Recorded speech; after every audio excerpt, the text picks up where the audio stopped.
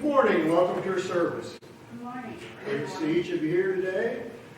I'd like to thank those of you who are joining our service online for watching as well. If you're able, please stand for invocation or remain standing for the first song. Heavenly Father, thank you for the blessing and privilege of assembling to worship and praise you for all you've done for us. You forgive our sins, heal our illnesses and injuries, and redeem us from death. Crown us with love and compassion and provide for our physical and spiritual needs. And give us righteousness and justice. You give us all these things and more without our deserving any of them. Thank you, Lord, for our church family in this facility, so we have a place to gather and worship and fellowship with each other and with you. And thank you that we still live in a country where we can openly and corporately do so without fear of persecution or even losing our lives.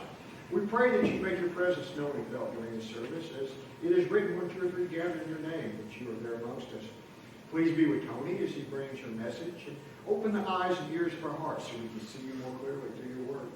Bless those who are assembled here today, as well as those who, for whatever reason, could not be with us. And be with those who are traveling and help them have a safe journey. It is our hope that these words will be your word, Lord, that all we say and do during these proceedings will bring honor, glory, and praise to your name as is your due. In Jesus' holy and precious name we pray. Amen.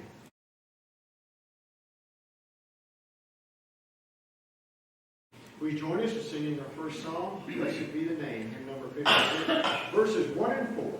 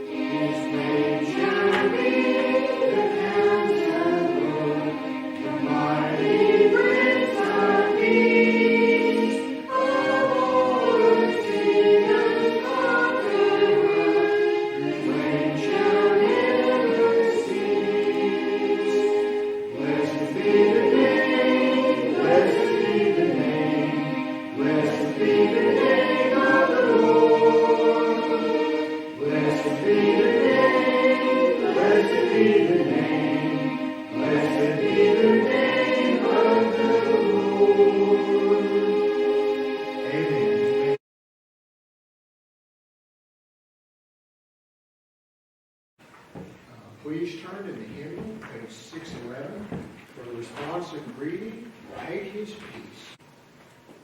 When the whirlwinds of doubts turn their way into your soul, Take His peace. when your world reduces to ashes, leaving nothing firm and whole, Take His peace. There amidst the broken wreckage is the midnight of the day. In the apex of the storm cloud, He's the quiet place to stay. And all of us, take His peace, take His peace. When your mind grasps for answers to the questions that you face, take His peace. when your past comes back to haunt you and you need amazing grace, Take His peace. There's an answer beyond question. It's the truth for which you yearn. There's the forgiveness without merit. There's a love you didn't earn. take His peace, take His peace. When you're weary of the struggle and you need a place to rest, Take His peace. when you lose more than you're winning and you're failing every test, Take His peace.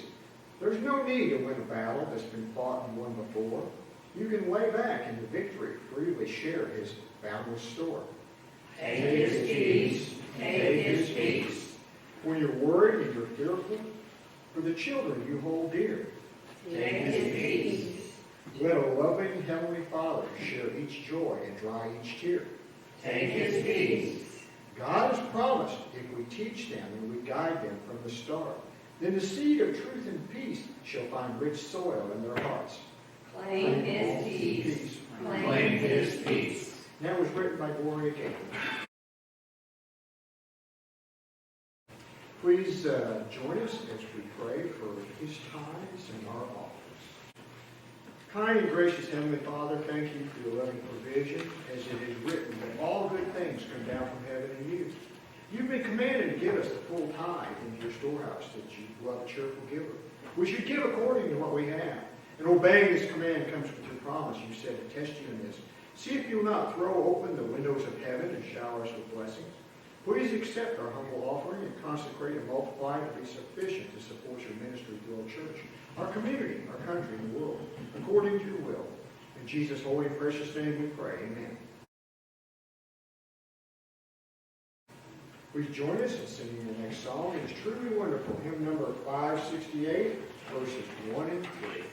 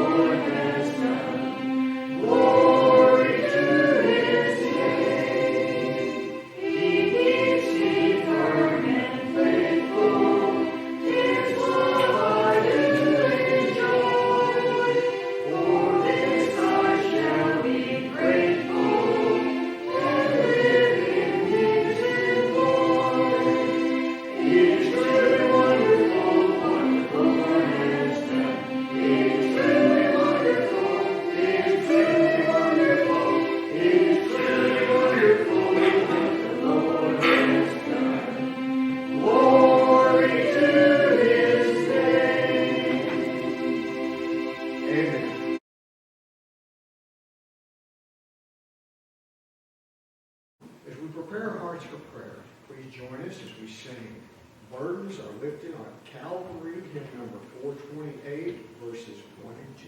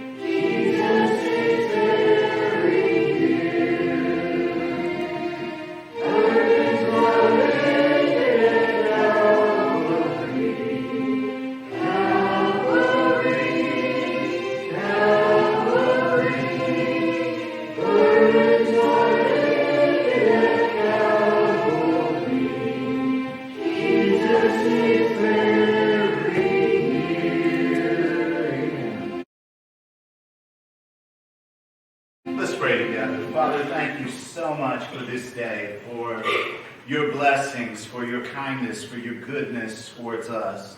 And I'm really moved by what we said earlier, and I pray that we would not only take your peace, but claim your peace in the midst of frustration and turmoil and everything that is going on. You are still the Prince of Peace, and you said that you would keep us in perfect peace as our minds are stayed on you. So today, would you give us that gift of peace? In Jesus' name, amen.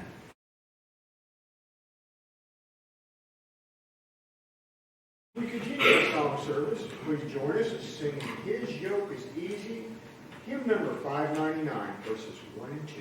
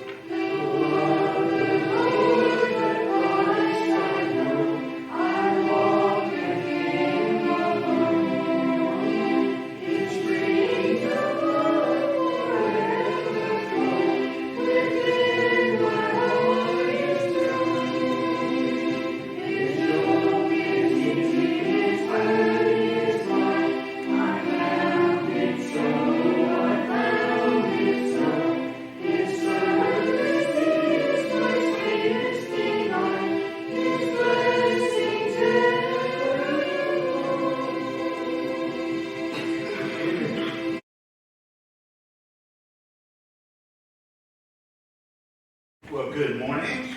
Good morning. It is great to see each of you here. I want to do a couple things before I get into the message, but I want to thank Brother Stan for leading our Wednesday night group. I really appreciated that, and you did a great job. I just want to thank you for that.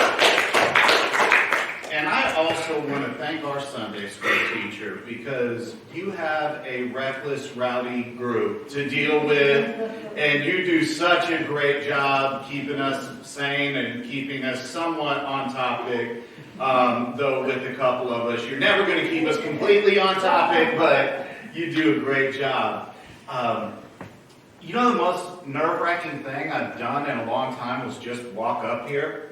And the reason for that is one of my kids graduated high school on Friday. So I was at his graduation. It was awesome. But one of the kids, when they called his name, was walking across the stage, and he didn't make it all the way across the stage. He face-planted on the stage. And I was sitting here the whole time thinking, I don't want to be like that kid right now. I don't want to face-plant on the stage. So I have already accomplished what I wanted to accomplish this morning. I got up here without falling down, so the rest of this is gravy.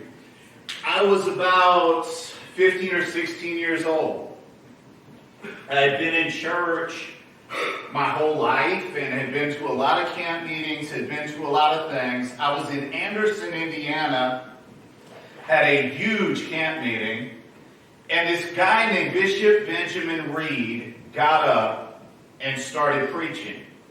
And he preached from the passage that I'm going to preach from in just a couple seconds. And when Bishop Reed started preaching, I thought, I had never heard anyone preach like this. The guy was fiery, he was funny, he was huge. Bishop Reed probably weighed 400 pounds, and that was after he went on a diet. He was a big man. He pastored in Inglewood, California. The neighborhood he was in was one of the worst neighborhoods in California. And he had taken that church. When he started there were 30 people. At the time he preached, there were over 3,000 people that attended that church every week. It got up to about 3,500, 4,000 people. And he preached on this passage, and he talked about the power of restoration. Now, I cannot preach this sermon the way he preached it, nor do I take his outline, because only he could preach it the way he preached it. However, I will take the same thing. Restoration is absolutely necessary for you and I. We need restoration in our life. I would walk to school in high school, And on Heights Boulevard in Houston, Texas, at that time, there were a lot of beaten down, torn up houses. You could tell at one time they had been wonderful, but now our community was poor. It was basically a ghetto, but something changed. Somebody bought one of the houses and began working on it.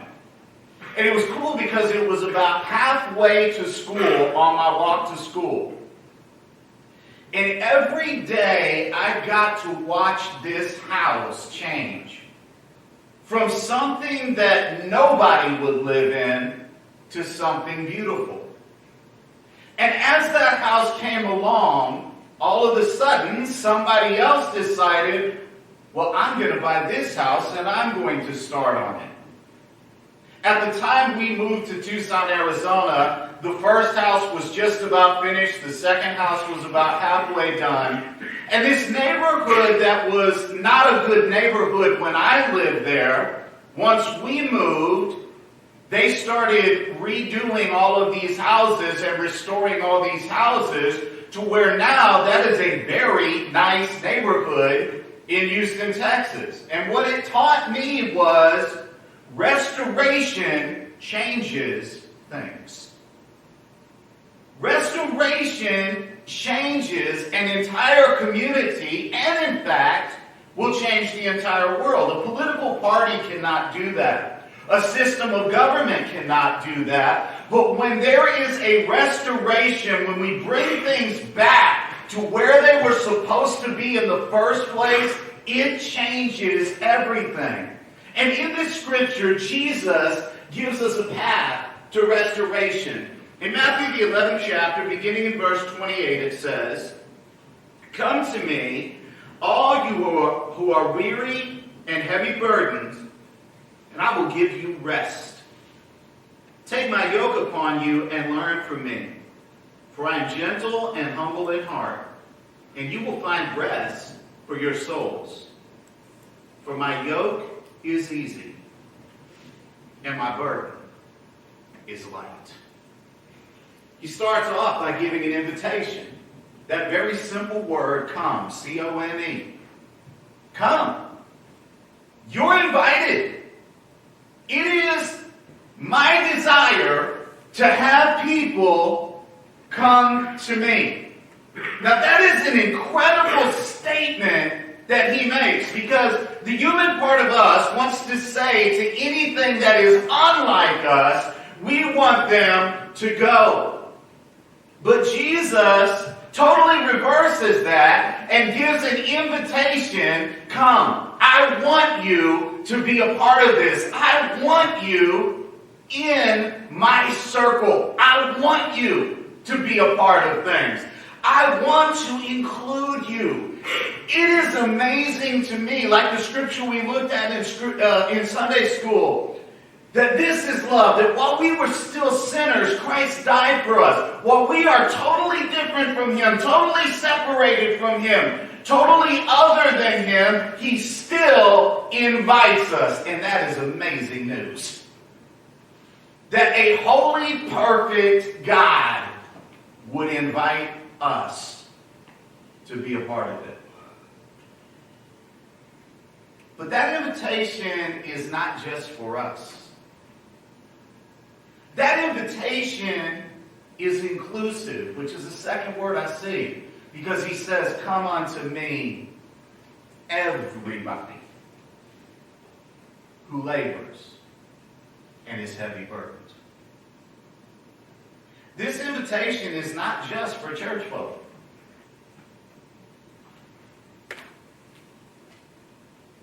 I'm waiting because I'm assuming people online said the amen that should have been in the building.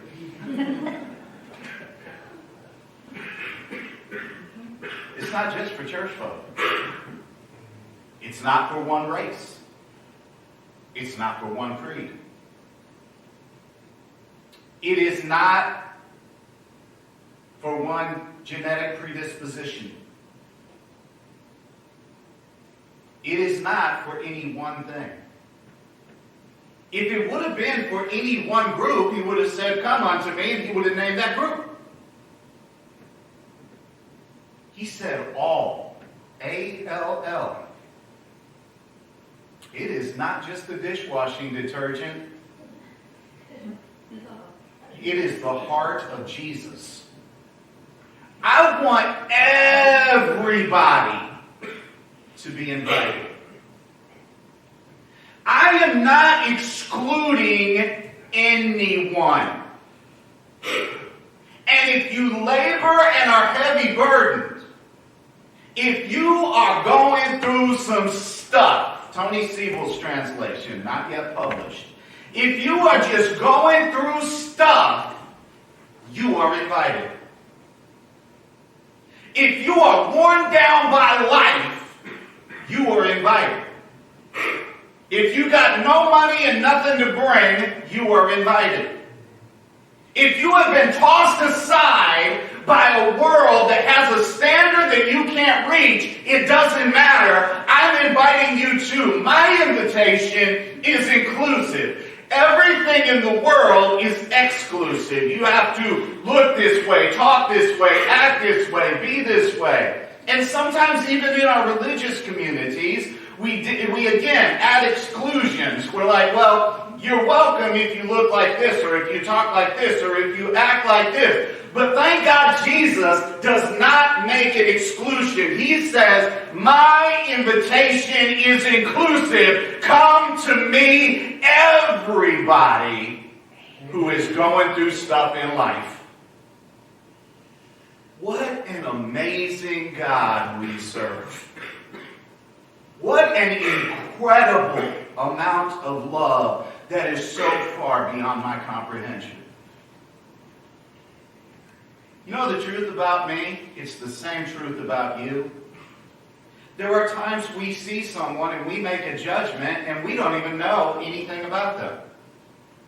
But based on maybe a past experience or something we were taught or whatever, we tend to make a judgment as to whether that person is worthy or unworthy. And as much as I would like to say, I just don't have any prejudice, I'm sure I do. Prejudice just means to prejudge. And there are times that I prejudge people. It's amazing the number of times I found out I was wrong. That I thought, oh, this person is this or this person is that, until lo and behold, I actually talked to that person and realized they're totally different than my prejudgment. But what I love about Jesus is his judgment is 100% right all the time. In other words, whatever he says about me is true. It goes so deep that even stuff I don't recognize about myself, he knows. Does that make sense? Like, as God, he knows stuff about me that I don't even know about myself. And in spite of all of that, he says, T, you're invited. You're invited. You can come to the party. You're invited.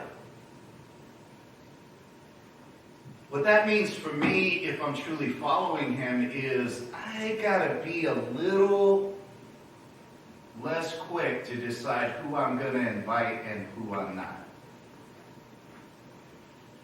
Because if he is inviting everybody,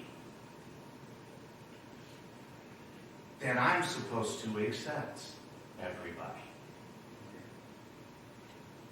Like, if his invitation is for everybody, well, then it would make sense that his calling to me is to accept everybody. And that's really fun to say. But I got to tell you, that's not easy to do. There are times I've been at events and I've seen people and I thought, what are they doing here? And it's a very low stakes event, usually a birthday party or wedding or whatever, and I'm like, why are they here? But this is the thing, they were invited. They were invited. I remember going to a St. Louis Cardinals game. Back when we didn't stink. Gotta go back a few years. before Mosaic, but Mosaic's invited. And I wish that invitation would take him out of the front office of the St. Louis. But anyway, and I went to this game where we were playing the Chicago Cubs. And there were people in Busch Stadium, the Mecca, holy ground. There were people in Busch Stadium wearing Chicago Cubs hats and jerseys.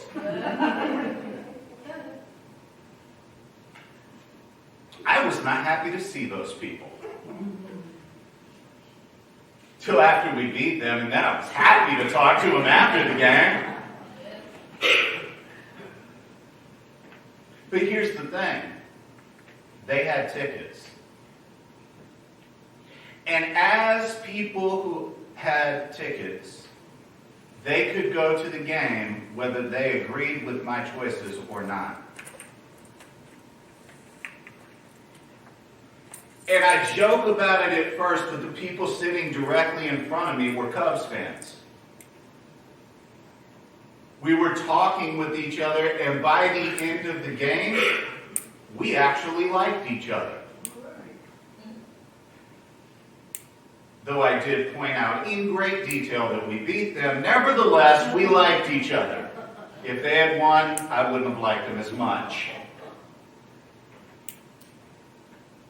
And I found out they were big-time baseball fans. They knew a lot of the history. They knew all of that. I knew a certain amount about that. We talked, we joked, we did all of this stuff. And by the end of the game, I started realizing what I should have realized in the first place. They have every bit as much right to be here as I do, even though we're on different sides of what team we are rooting for.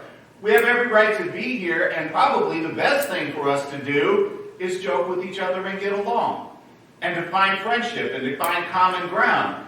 And then later I thought about it, and it became a big moment because I thought, how come I can do that for baseball, but I don't do it in the entirety of life? Why can't I just include people? Abraham Lincoln was asked how he deals with his enemies, and Abraham Lincoln said this: "Don't I destroy my enemies when I make friends of them?" That's deep. I destroy my enemies by not allowing them to be my enemies. By saying, I am a friend of yours even if you are not a friend of mine. The inclusive nature of Christ is everybody belongs. It does not say that God so loved the Church of God that he sent his only begotten Son. That God so loved the Catholic Church that he sent his only begotten Son. That he loved the Baptists or Methodists or Episcopalians or whatever else there is, Presbyterians, Charismatics, Pentecostals, that he gave his only Son. No. It's not what it says. It says God so loved the world. Yeah. Now, Stan can help me with this after service because he is a tremendous biblical scholar. But as I understand it, the world means the world. It means everybody. It does not exclude anyone. His love is available to everyone.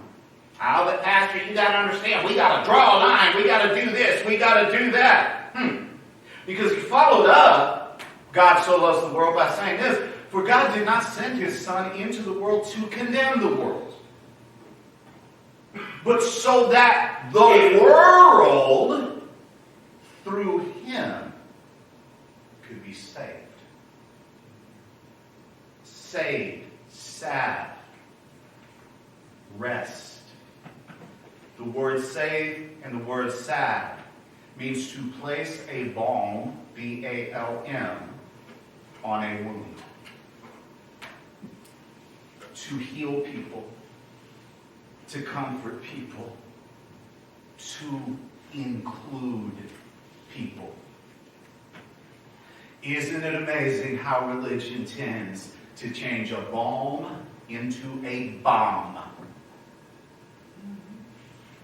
God does not want me to blow people up. He wants me to provide healing and hope and encouragement. Why? Because his invitation is inclusive.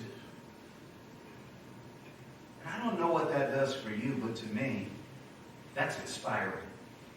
That's why inspiration is the third word I wrote down. He said, take my yoke upon you and learn of me.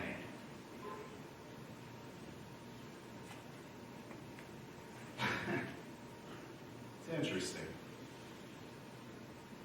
He did not say in this scripture, take my yoke upon you and learn scripture.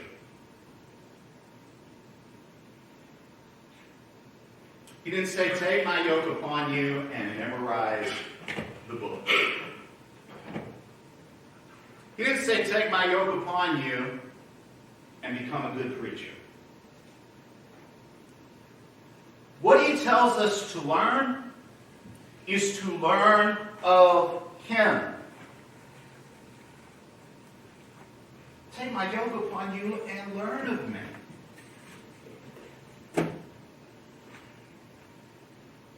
This can get complicated. And all God's people said, amen. This can get complicated.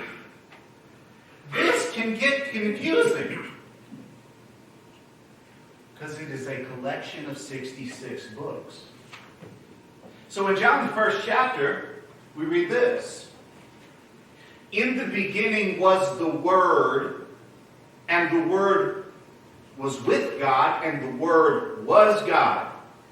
Then in verse 14, for the Word became flesh and made its dwelling among us. In other words, I get that this thing is complicated, so let me simplify it. I will take the Word and put it in the world. Man, that's good. He took the Word and wrapped it up in flesh in the form of Jesus Christ, and he put the Word into the world, and the Word walked with them. And the Word talked with them, and the Word hung out with them, and the Word healed them, and the Word partied with them, and the Word cried with them, and the Word was a person. It is not a book. You cannot confine deity to print and paper. It is deity. It is, I am going to take the spiritual reality and put it into the world. And that thing is going to walk with you and talk with you and be with you and even die for you. And even raise again for you. And then promise, I'm coming back for you, whatever that means. I'm coming back for you. And until then, here's a way you can pray. This is coming from the Word in flesh. He said, here's how you can pray. Thy kingdom come. Thy will be done on earth as it is in heaven. That's inspiring. Waiting for heaven is not inspiring. It's just living with a death wish. Oh, one day I'll die and then I'll go to heaven. Until then, whatever. Woo, that'll fire you up for today. Well, I'm going to go to church, sit in the back, take a nap, go home, take another nap. Yes! World changing, baby! Because for years, people have taught a book, and a book is not inspiring. But I still believe the spiritual reality of the Christ is incredibly inspiring. It's life-altering. Because it is so against the culture in which we live. And people bring that down into, yes, because Jesus said, you've got to be this way and you've got to be that way. I'm sorry, it's like doing that voice. And you got to act this way and you got to act that way. And that's what Jesus came to do. That doesn't inspire. But I'll tell you what does. The one who put it all together, however he did it, loves you. That's inspiring. The one who is completely different from us loves us and unlocks what he himself put inside of us. That's inspiring. I don't want to live my entire life being educated. At some point, I need to be inspired.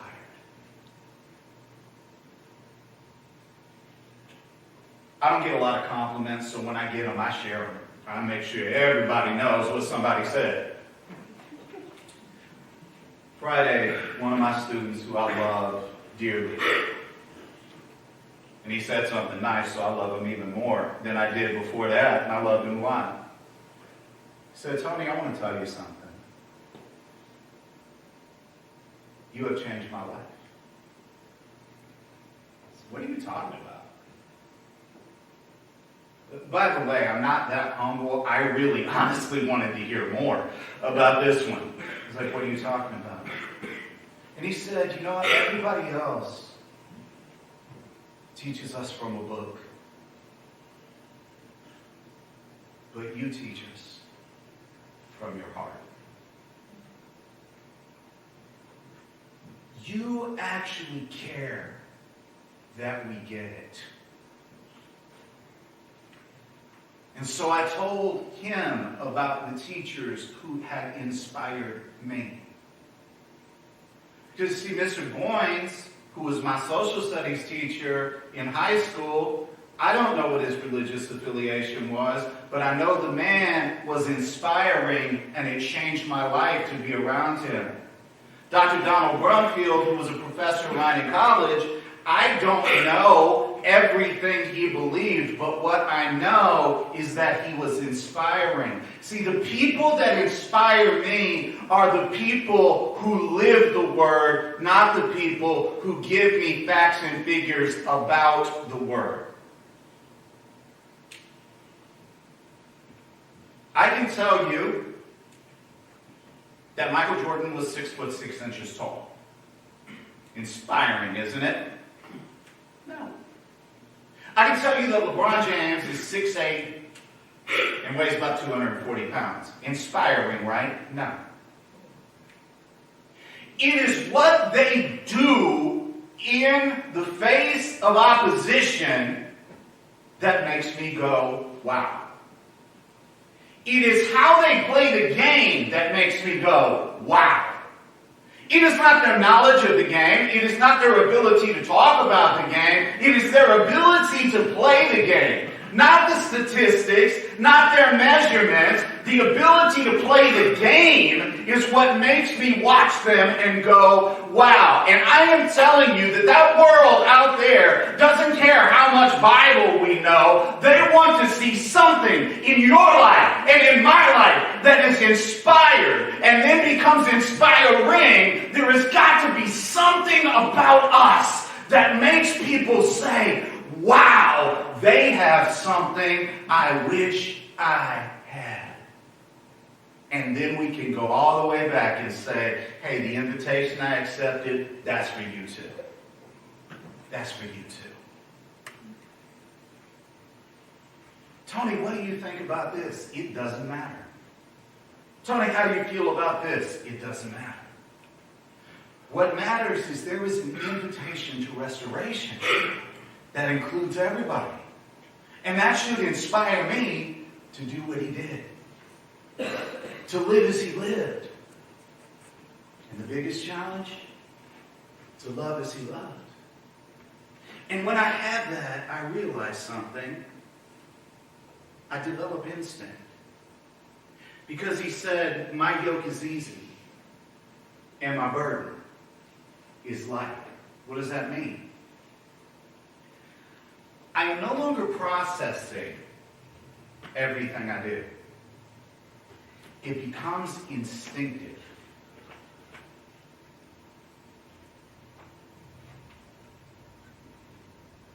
If I sit in the sun in Missouri in August, I'm going to get hotter. And I don't have to think about it. If I sit in the wind in Missouri in January, most of the time, I'm going to get colder. And I don't have to think about it. If I stand outside in Missouri in the springtime, there's a chance I'm going to get rained on and maybe hit by lightning. And I don't have to think about it. The environment creates what I'm feeling and what I'm experiencing. And wherever I put myself in the environment determines what I feel. I don't make it rain. I don't make it hot. I don't make it cold. But I feel it because that's the environment. And when Jesus says my yoke is easy and my burden is light, he is saying, here's the thing. If you hang out with me, you will become like me.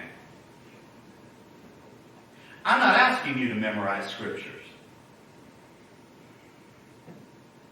I'm not asking you to do all of that.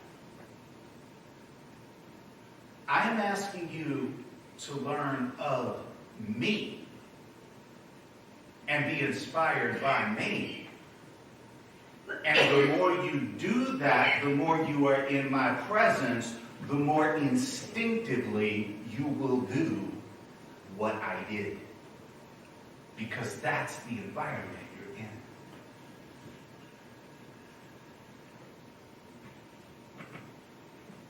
Jesus took 12 dudes. Now, in Jewish tradition, and I'll explain this maybe in more detail at some point, because it is kind of fascinating. For right now, I'll do it just really quick. This is not an in-depth analysis.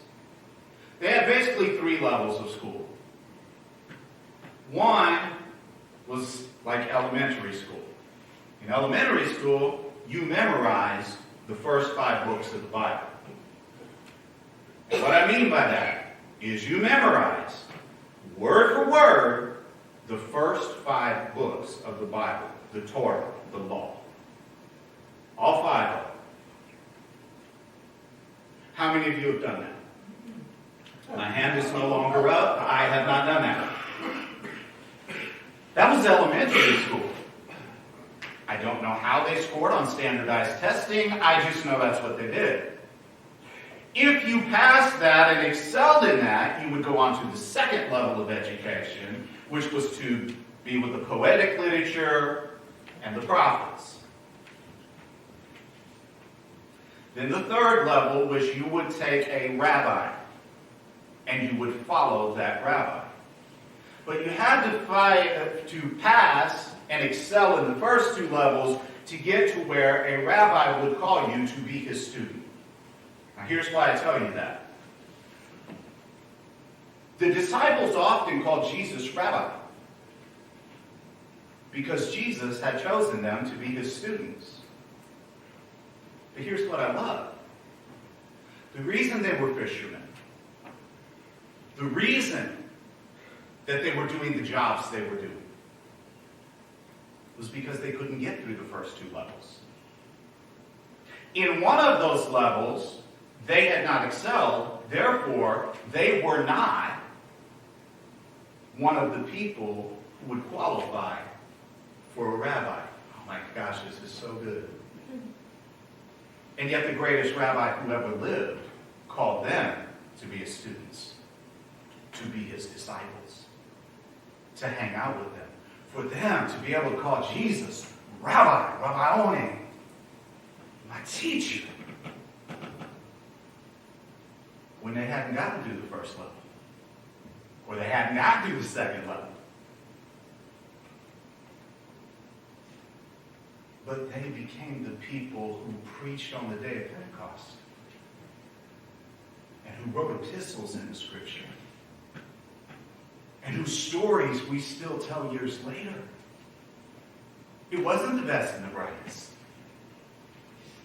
It was some dudes that hung out with Jesus and instinctively did what he did. It wasn't the best and the brightest. It wasn't the smartest. It wasn't the ones who had memorized Scripture. It was the ones who hung out with Jesus and did what he did. So if we are going to be people of restoration, I will tell you, it will not happen by memorizing a bunch of facts and figures. It will not happen by knowing more than somebody else knows. No, it only happens one way.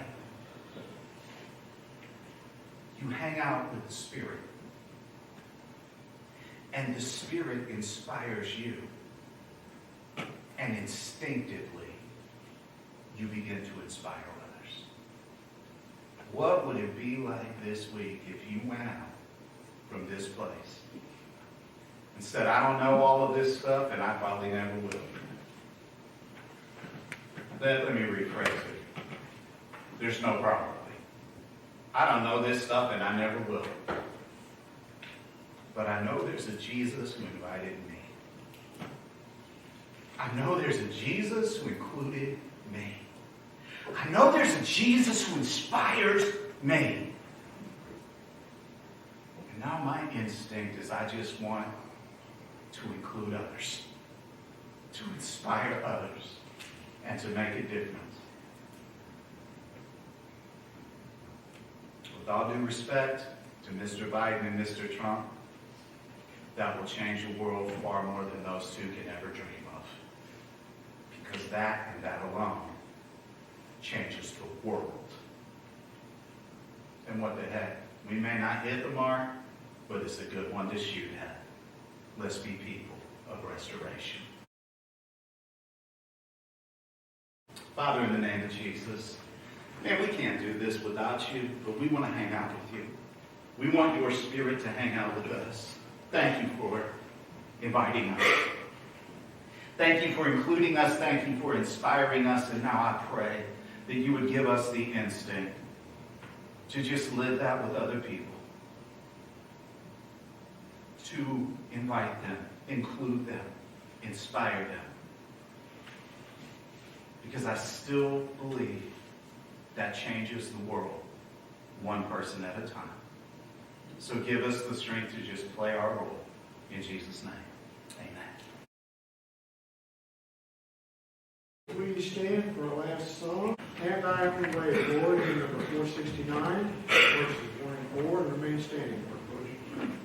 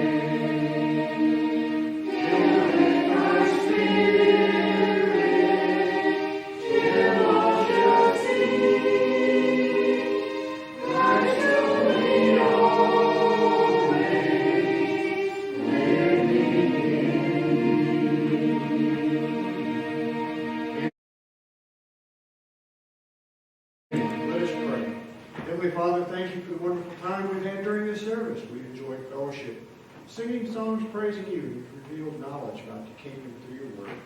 Please grant us wisdom and discernment to understand and glean the meaning from the message your servant has shared with us. Help us to treasure these truths in our hearts and enable your Holy Spirit to guide us in living out your decrees.